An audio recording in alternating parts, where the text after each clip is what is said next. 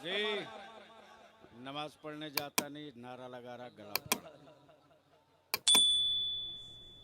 आप लोग छूट दे रहे हो दो, कव्वाल को नहीं दे रहे हो। बहुत अच्छा। किसको दे रहे हो? मेरे आका की नात पढ़ने वाले। कितने पैसे तुम्हारे पास है रे? मेरे मुस्तफ़ा की खैरात खा के हम आप जी रहे हैं। अल्हम्दुलिल्लाह। इसलिए जब उनकी नात हो तो किसी महफिल में जाओ, मिला शरीफ हो, जलसा हो, उर्स हो, तो आपके जिस्म के हर हिस्से से अदब का की खुशबू आनी चाहिए। इसलिए लुटा के बेटे नहीं देते, ये सोच करके दो कि आप मेरे आका की नात पढ़ रहे हो, जिनकी खैरात हम खा रहे हैं, वही क़यामत में मेरे शफी होंगे। सुभान अल्लाह। इसलिए बेटा इसका ख्याल करो। अस्सलाम वालेकुम।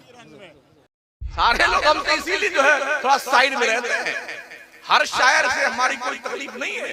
वो शायर जो स्टेज पे आके नचनिया बन जाता है ना, ये मारू एक लात खबीज को। नाते मुस्तफा पढ़ने का अदब होता है यार।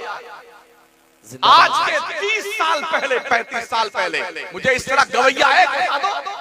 अजमल सुल्तानपुरी, राज इलाहाबादी, जिंदाबाद, शम्स इलाहाबादी, बेकल बलरामपुरी, ये वो शोरा थे जब नाते पढ़ते थे। सुनने वाला मुफ्ती आज़म हिंद होता था, हाफिज़े मिल्लत होता था,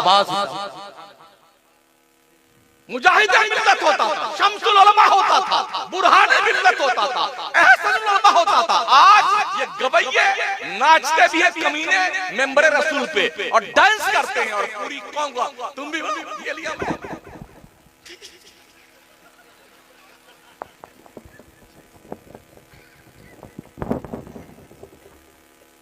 नबी रहमत फरमाते हैं जब फितने जाहिर हो और उलमा अपना इल्म जाहिर ना करे तो ऐसे आलिम गूंगे शैतान है। अल्लाह अल्लाह। पढ़ लेना आदि। हमारी इस बिरादरी की जिम्मेदारी बनती है अच्छे अच्छे शायरों से अच्छी नात पढ़ने वाले हमारे मदरसों के बच्चे होते हैं। इनसे सुनिए ना यार, इनको 100 रुपया देंगे ना तो इनका दिल इतना बड़ा हो जाएगा और उनकी तोंद भर देंगे ना तब मरदूद के रुपया नहीं देता, पूरा झोला भर भर के ले जाता है, फिर भी उसका मुंह टेढ़ा रहता है, रास्ता भर गाली देता है। इल्ला माशाअल्लाह। हमारे उलमा की जिम्मेदारी बनती है ऐसे शायरों को सपोर्ट करना बंद करो जो नचनिए हैं, जो गवैये हैं, मुस्तफा के दीन का उल्लंघन करने वाले हैं और नबी की शान में नात नहीं गवैये बन के गाते हैं। बोले हसन इब्ने साबित की सुन्नत है बेटे, तेरी तरह हसन पढ़ते थे।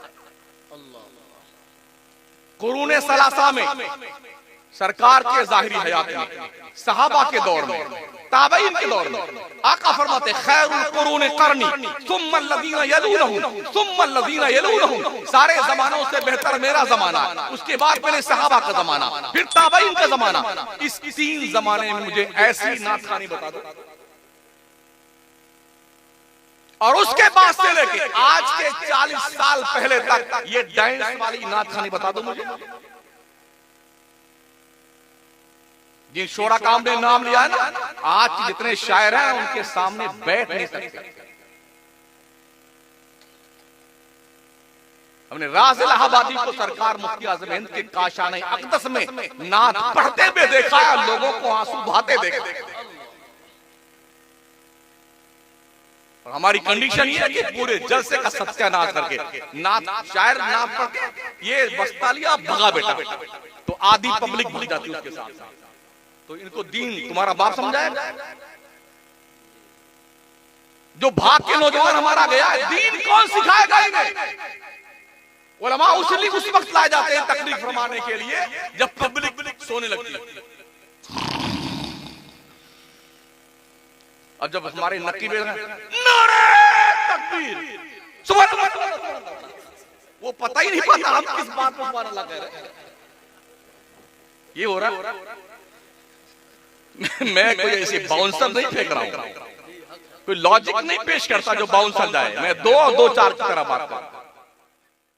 आपने दोनों वीडियो को देखा।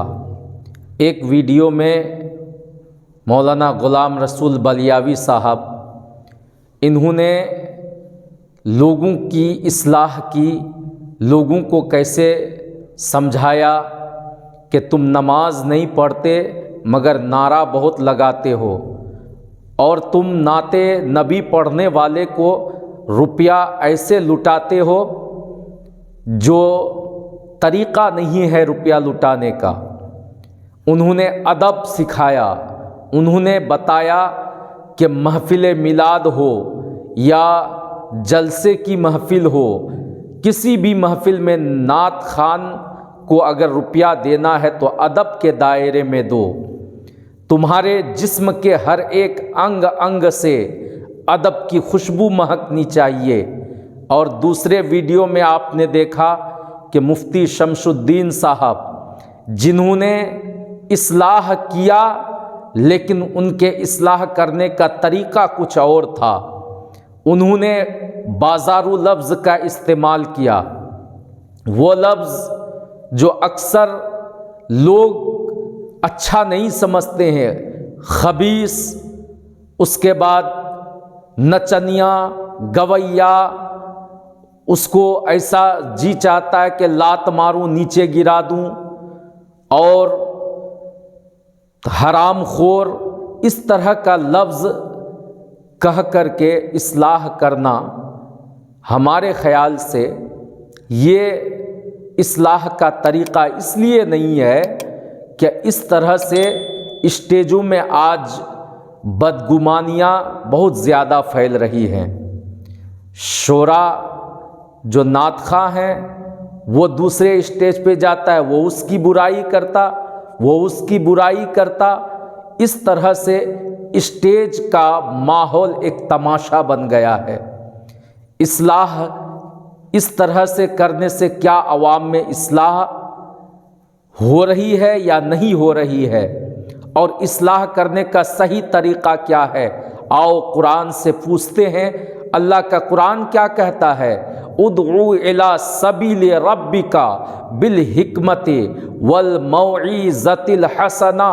अल्लाह फरमाता है अपने रब के रास्ते की तरफ हिकमत और अच्छी नसीहत से बुलाओ।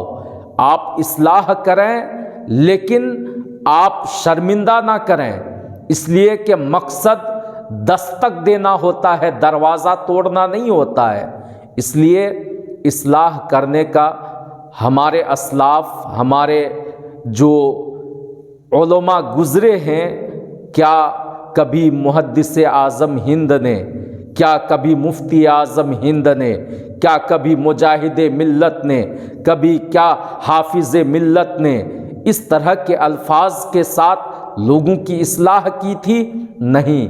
इस्लाह अगर इस तरह से की जाए तो मैं यकीन के साथ कहता हूँ लोगों के अंदर इस्लाह नहीं हो सकती है, बस बदगुमानी ही हो सकती है।